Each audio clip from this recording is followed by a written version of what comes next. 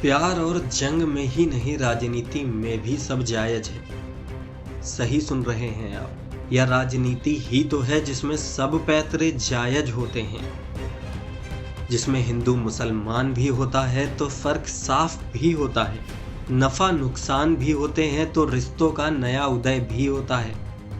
कहीं मुस्कान होती है तो कहीं आंसू भी होते हैं। आज बात होगी ऐसे ही नफा नुकसान के रिश्तों की। वो रिश्ते जिसने यूपी चुनाव को राष्ट्र युद्ध, धर्म युद्ध और परिवार युद्ध में तब्दील कर दिया है। यूपी चुनाव की सियासत में ग्लैमर का तड़का लग चुका है। यूपी चुनाव में अब परिवार पॉलिटिक्स दिख रही है। परिवार पॉलिटिक्स यानी पारिवारिक राजनीति आजकल आम हो चली है।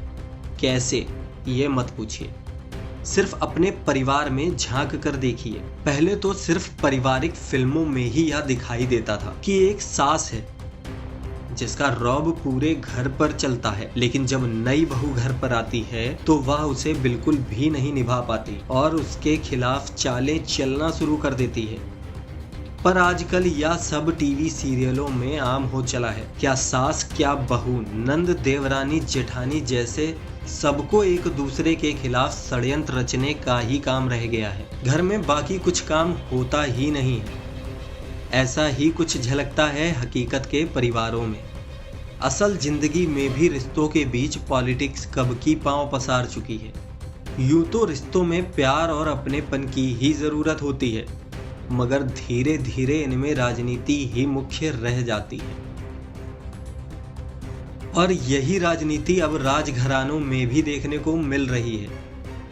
इस बार के यूपी चुनाव में अलग अलग प्रभावशाली राजनीतिक परिवारों के भीतर मतभेद खुले तौर पर बाहर देखने में आए हैं।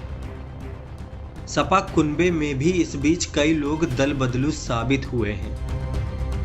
इनमें मुलायम की छोटी बहू अपर्णा यादव और उनके रिश्तेदार हरिओम यादव और प्रमोद गुप्ता बीजेपी में शामिल होकर लगातार सुर्खियों में छाए हुए हैं।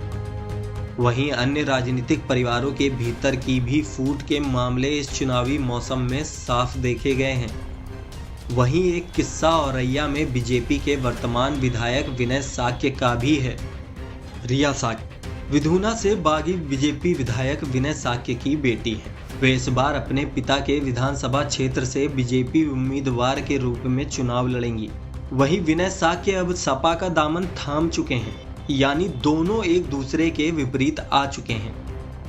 वहीं दूसरी ओर स्वामी प्रसाद मौर्य के परिवार के साथ भी कुछ ऐसा ही है, जहां उनकी बेटी संघमित्रा मौर्य ने बीजेपी और पीएम मोदी में विश्वास जताया है। एक और राजघराने की बात करें तो यूपी में कुर्मी वोट बैंक की राजनीति करने वाले डॉक्टर सोनेलाल पटेल, इनका परिवार दो धड़ों में बढ़ चुका है। सोनेलाल पटेल की पत्नी कृष्णा पटेल की अपना दल कमेरावादी पार्टी एसपी के साथ, तो सोनेलाल की बेटी अनुप्रिया पटेल की पार्टी अपना दल एसएनडीए गठबंधन के साथ खड़ी नजर आ रही है। ऐसे में सवाल उठता है कि आखिर कुर्मी वोट किस तरफ जाएगा।